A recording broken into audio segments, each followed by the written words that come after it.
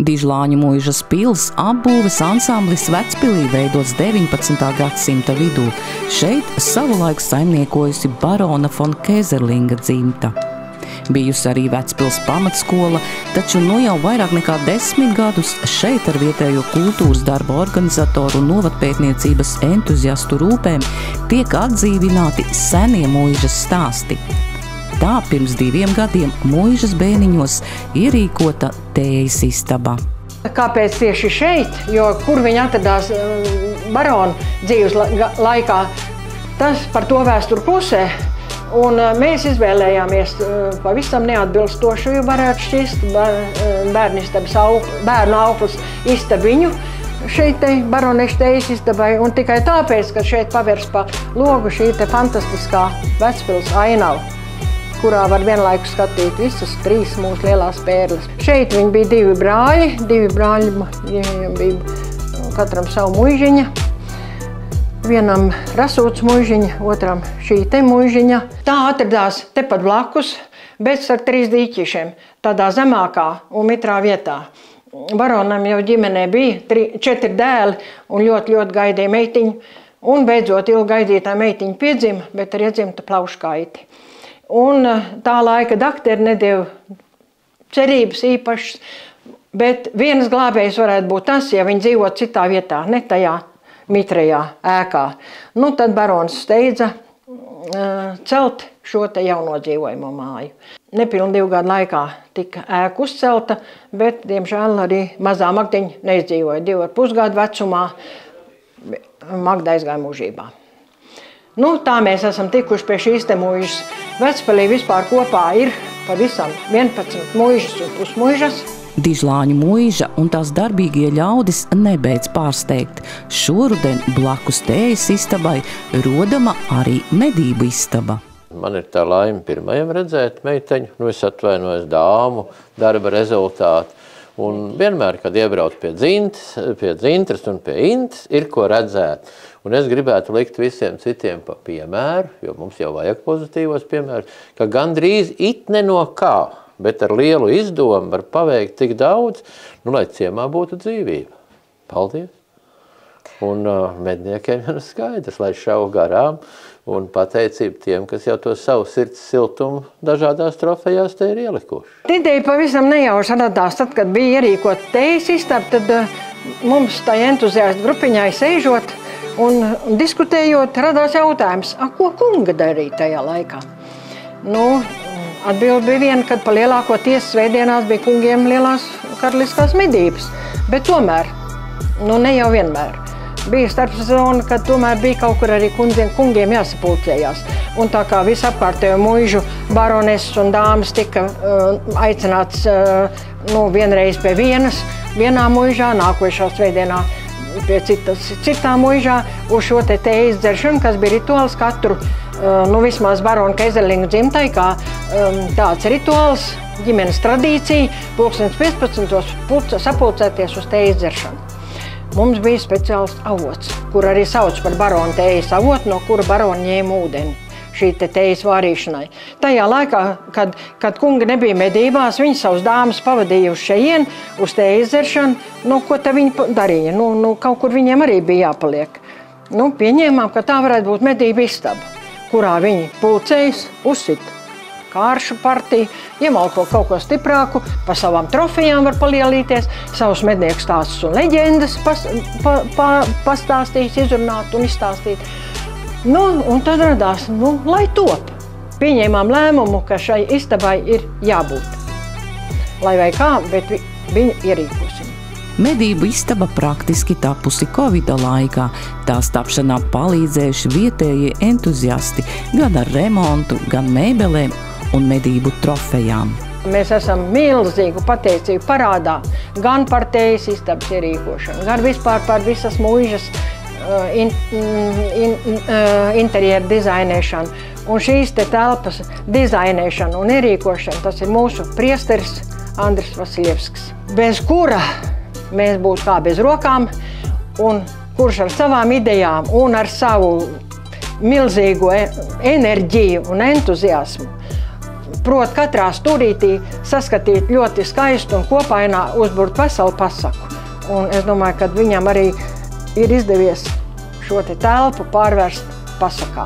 Tas ir viņa austais gobelēns, ko viņš speciāli auda un dāvināja šai medību istabai. Lai atklātu jaunizveidoto medību istabu, Dižlāņu muižas baltajā zālē pulcējas tuvi un tāli ciemiņi, kurus laipni sagaida barons von Minhausens kopā ar Daļo Jakobīni. Un nav nemaz tik ilgi jāgaida, kad klātesošos pārsteidz Minhausena neticamiem medību stāsti. Es biju izgājis vīļu medībās, paņēmu vislīdz, bet ziniet, viena nelaime bija aizmirsu to patroņos. Stobrā bija palikusi tikai viena patrona. Es aizēju pie dīķa, un no tā dīķa ceļās milzīgs barspīļu. Es ar to nomērķēju un šauju. Un no debesīm nokrīt 39 pīles. 39? Jā. Un kāpēc tu nesaki 40? Nu, zini, vai es viens pīles dēļ iešu melot ko? Redzi, es visas tās pīles aizlieku sev aiz jostas un dodos mājās.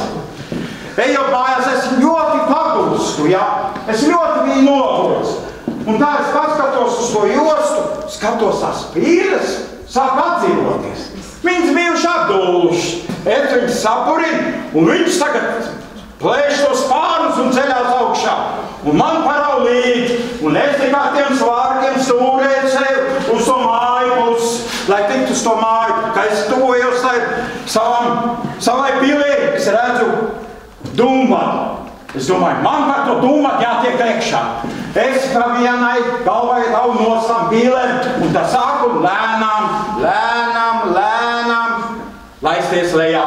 Un pa to vārdu dūmvadu nolaižos lejā un tieši pavadā. Jā, es ļoti pateicīgs, ka pavārs vēl nebija iekūst uguni, bet ka man nebija tur jācepāt, bet pēc tam bija tur tāds cepetis no 39 pīlēm to. Vai nu bitīt man tos kas pastāst? Jā.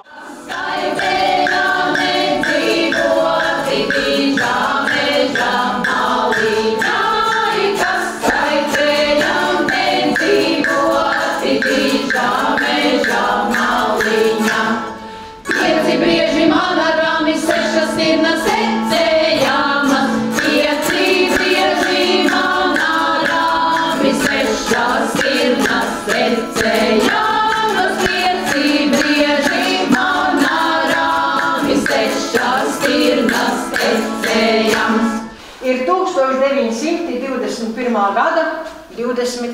oktobris. Uz civila likuma 1461. panta pamata Vecpilī tiek ievesta biedrība zem nosaukuma Vecpils mednieku biedrība, kuras valde atrodas Vecpils pagastā Liepājas apriņķī. To parakstījis reģionālās nodaļas pārziņas Cincels un sekretārs Aldermans. Tās apstiprināts valdības vēstnesī numur 9 12.01.1922. gadā. Nu, es esmu vecākais mednieks mūsu kolektīvā. 54 gadus. Es esmu 40 gadus medīju Vecpilī.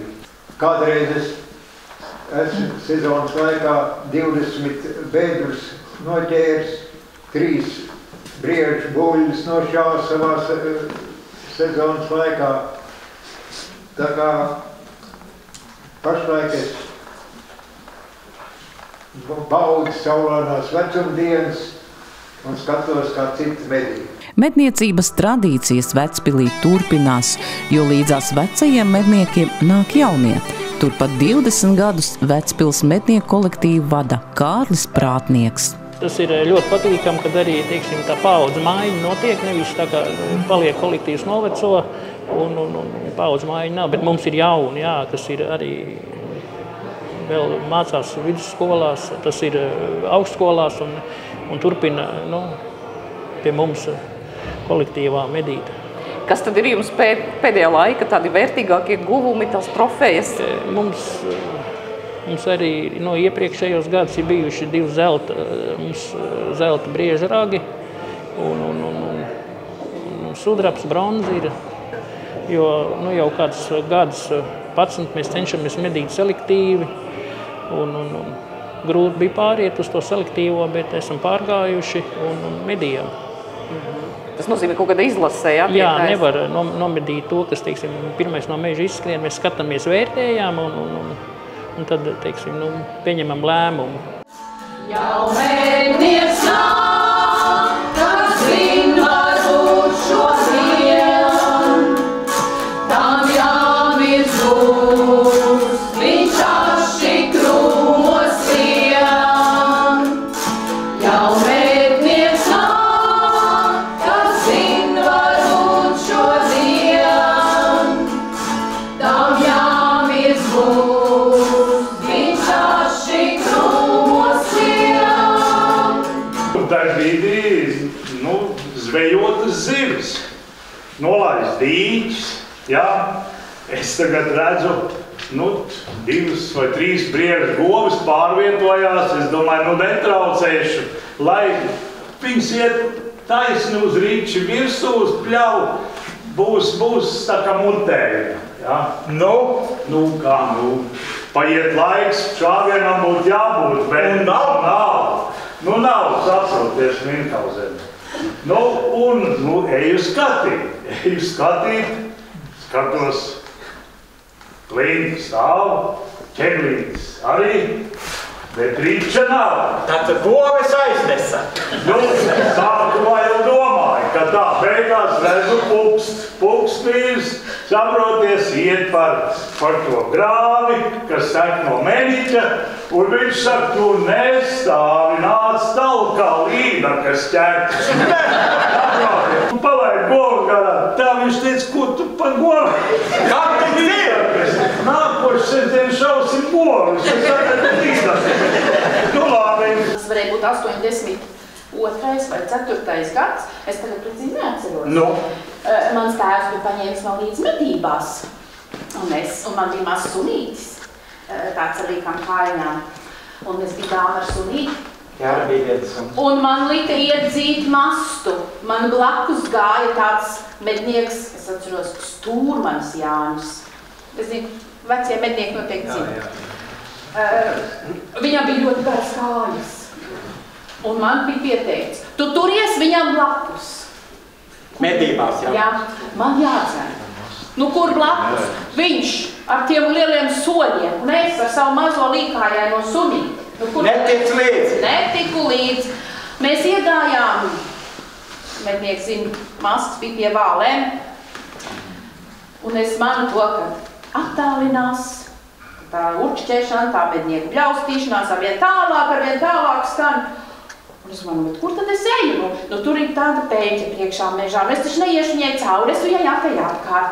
Repas tirniņas skrien, aizsabūt varētu uz to pusi iet, bet es jau nejūtu, kad es attālinos no tā vārda.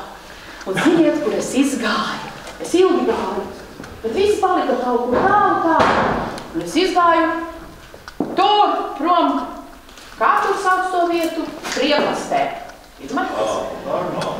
Jā, normāli, jo vakars bija klāt.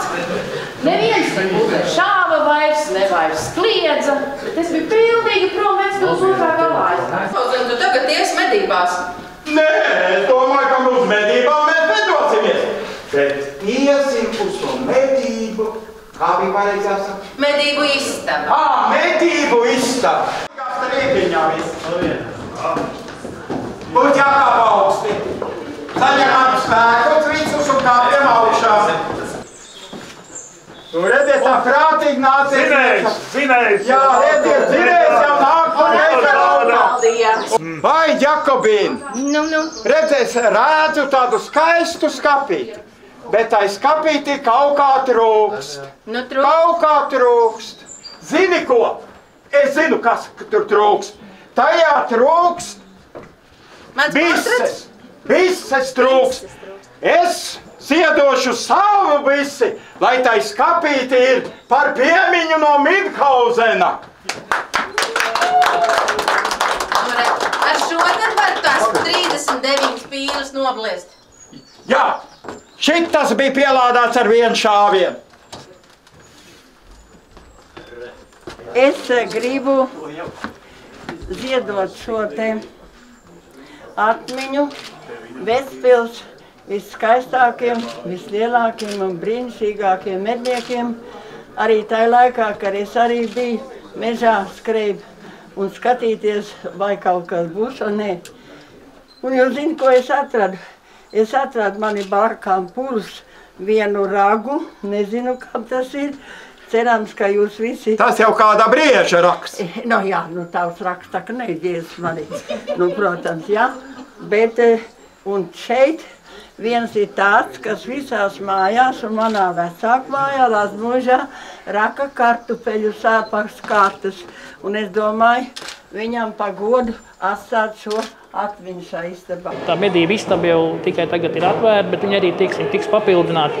Ļoti daudz tiks atrast vēl trofejas, un arī tie, kas ir gadus 30 gadu atpakaļ, kas ir kā medīja tad, arī tie dokumenti tiks iesniegti, un kā tad mēs medījām, nevis tagad ar savilcēm, tad mums bija vienkārši A4 formāta lapa, kur bija jāizpild, un tie tiks visi iesniegti. Un muzejā, lai arī tās nākamās paudzes, kas varbūt ne visi būs mednieki, bet viņi var atnākt apskatīties.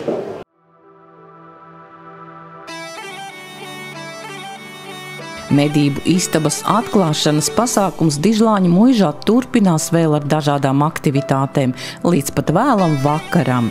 Gan mednieki, gan citi interesanti ar lielu interesi noklausās vērtīgos padomos par medību suņiem, to apmācībām, lai medības būtu veiksmīgas. Ne pulku, ne spalvu, to novēlam Vecpils puses medniekiem.